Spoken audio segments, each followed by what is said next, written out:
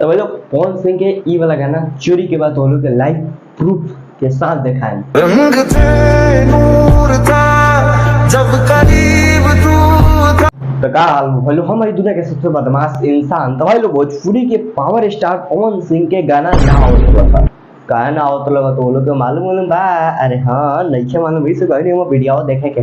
तो भाई लोग इनका गाना यही से ना आवत लगा है कि ई चुनाव लड़े के चाहत वे चुनाव के तैयारी करते रहन, वही से इनका गाना ना होत लगा। फाइनली आज उनकर एक होली सैड सॉन्ग आ गइल बा, ई वाला संगवा का कहलू ए जान। तो इनकर जान का कहले बिया सब तो लोग यही वीडियो में देखे के एंड सुने के मिली। तो शुरू से लेकर लास्ट तक जरूर देखे लेंगे। तो चलो बिना कोनो देर के आज के वीडियो करता नहीं शुरू।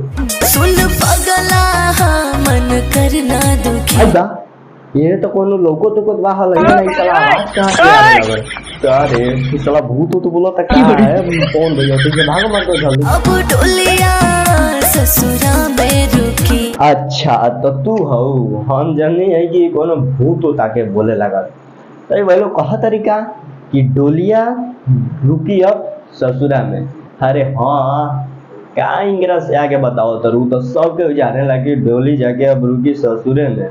तो इंग्रज से आके कथी बताओ तरु जाके डोली में बैठ के जा आना तो लगभग घरे खो जाए तो फिर बाद में गबड़ा जाए मामला।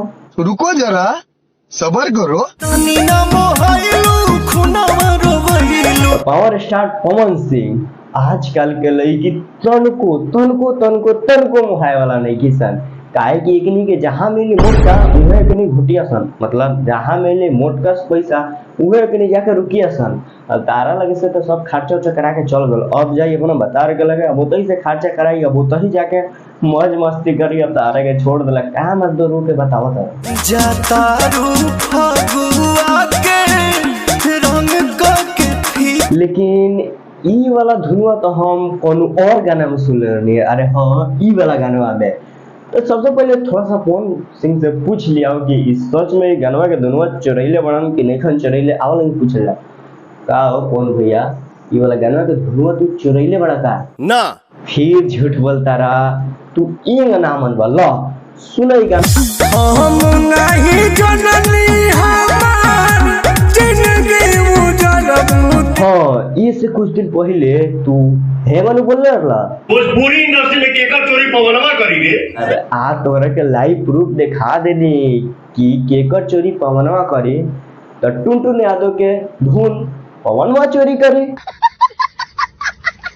तो भाई लोग वीडियो कैसा लगा वीडियो अच्छा लगा तो लाइक कर लेंगे, चैनल के सब्सक्राइब कर लेंगे। बाकी भोजपुरी बेहतर चोरी होत रहेला तो चोरी के लोग खानदानी है थी आदत बा तो हरदम में चोरी होत रहेला हल्का एने से जोड़ के एगो सिस्टम खड़ा कर देला रे वैसा नाम दी बड़ा नहीं भोजपुरी में।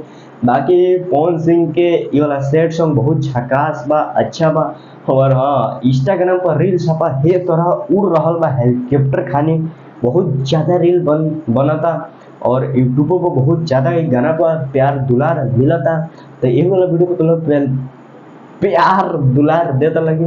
बाकी वीडियो को लाइक कर दो, चैनल को सब्सक्राइब वीडियो को शेयर कर दो। फिर मिलता नहीं कोनो अगला वीडियो में कोनो अगला धमाके के साथ। तो आज के वीडियो यही चैनल करता नहीं खत्म।